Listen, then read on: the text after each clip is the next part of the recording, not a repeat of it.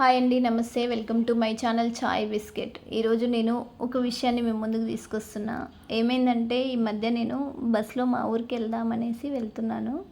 నా పక్కనే ఒక పెద్దావిడ కూర్చుంది. పెద్దావిడ అంటే ఒక 60 years ఉంటాయి కావచ్చు. నేను ఇద్దరం మాట్లాడుకుంటూ వెళ్తున్నాము. అయితే నేను తన గురించి అడిగిన, ఎక్కడుంటావమ్మా అనేసి అడిగితే తన గురించి చెప్పింది అన్నట్టు. తనకి 3 పిల్లలు అనేసి, 2 అమ్మాయిలు 1 అబ్బాయి అనేసి చెప్పింది. ఇద్దరికి పెళ్ళిళ్ళు అయిపోయినాయి, వాళ్ళకు కూడా పిల్లలు ఉన్నారు, వాళ్ళు స్కూల్కి వెళ్తున్నారు అని చెప్పింది. మరి మీ అబ్బాయి ఏం చేస్తాడని అడిగితే, మా అబ్బాయి చనిపోయాడమ్మా, తర్వాత తన భర్త కూడా చనిపోయిందంట, ఇప్పుడు ఒక్కతే ఉంటుందంట. అందుకనేసి అప్పుడప్పుడు వాళ్ళ కూతుర్ల దగ్గరికి వచ్చిపోతూ ఉంటుందంట. వాళ్ళు కూడా ఏం చేస్తావమ్మా, ఊర్లో ఒక్కదానివే, ఇక్కడే వచ్చి ఉండొచ్చు కదా అనేసి అంటారంట. అందుకనేసి అప్పుడప్పుడు వచ్చి పోతుందంట. అయితే మరి నేను కూడా అడిగిన, ఎందుకు మరి ఊర్లో ఉండడం, ఇక్కడే మీ అమ్మాయి వాళ్ళతో ఉండొచ్చు కదా అని అంటే చెప్పింది అన్నట్టు.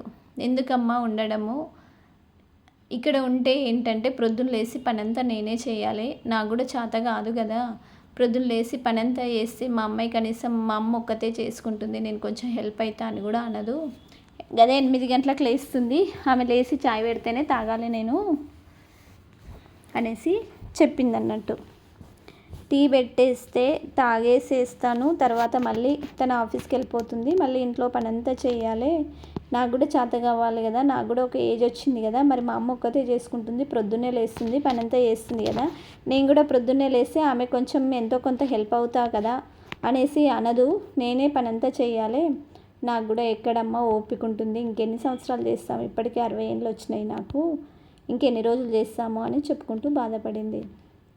అయితే మరి ఈరోజు అప్పుడే వెళ్ళిపోతున్నావు ఏంటి మరి అని అంటే, ఎండ ఉంది కదా, అందుకే ప్రొద్దున్నే వెళ్తున్నా, కనీసం నేను వెళ్తుంటే కొంచెం టీ తాగేసని కూడా అనలేదు నా కూతురు, మరి అక్కడికి వెళ్ళేసరికి లేట్ అవుతుంది కదా, కొంచెం టిఫిన్ తినేసి కొంచెం ఏదైనా బాక్స్ కట్టుకొని మెల్లిగా వెళ్ళు అని కూడా అనలేదు. కనీసం టీ కూడా తాగకుండా వెళ్తున్నా, ఏమన్నా అంటేను డబ్బులు ఏం చేస్తున్నావు అని అడుగుతారు. తనకి ఎంతో కొంత పొలం ఉందంట, పొలంలో వచ్చే డబ్బులు ఏం చేస్తున్నావు అని అడుగుతారంట. కనీసం తిను అనే వాళ్ళు లేరు, కానీ డబ్బుల విషయానికి వస్తే ఏం చేస్తున్నావు అని అడుగుతారు. ఇట్లున్నారు, ఎందుకు రావాలి అని అంది.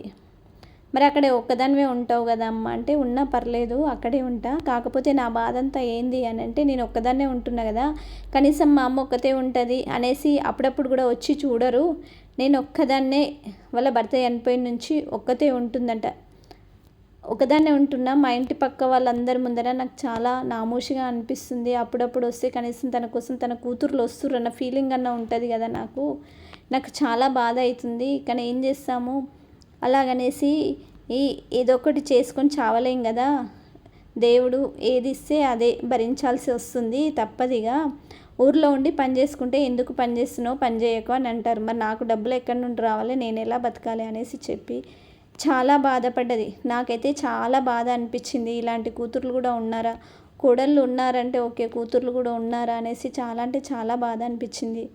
కానీ మన తల్లిదండ్రులు మనల్ని ఎంత కష్టపడి పెంచుంటారు, మనకు పెళ్ళిళ్ళు చేసిర్రు, మనం బాగుంటే వాళ్ళు హ్యాపీగా ఫీల్ అవుతారు, మనకు చిన్న బాధ వచ్చిందంటే వాళ్ళు ఎంత బాధపడతారు.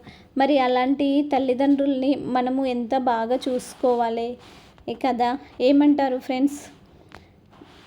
మనలో మార్పు రావాలి, మనం ఎలా చేస్తే మన పిల్లలు కూడా మనల్ని అలాగే చేస్తారు కదా, అందుకే రేపు మన పిల్లలు మనల్ని మంచిగా చూసుకోవాలంటే మన తల్లిదండ్రుల్ని కూడా మనం మంచిగా చూసుకుందాం. ఇలాంటి మంచి మంచి విషయాలు మేము ముందుకు తీసుకురావాలంటే మీరు మా ఛానల్ని తప్పకుండా సబ్స్క్రైబ్ చేసుకోండి. చాయ్ బిస్కెట్ ఛానల్ అండి మాది, తప్పకుండా సబ్స్క్రైబ్ చేసుకోండి, అలాగే లైక్ చేయండి, షేర్ చేయండి. ఇలాంటి మంచి మంచి వీడియోస్ అన్నీ కూడా మా ఛానల్లో అప్లోడ్ చేస్తూ ఉంటాను. Thank you.